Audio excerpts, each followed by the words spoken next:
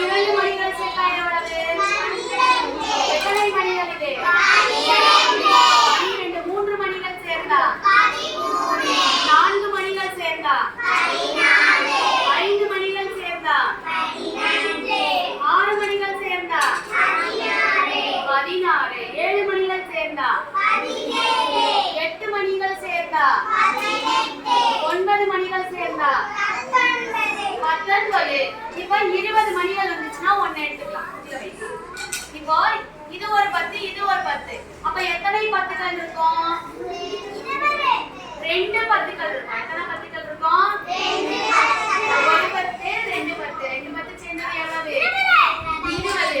இது எத்தனை 10கள்? 3 10கள். 10 10 சொல்லுங்க.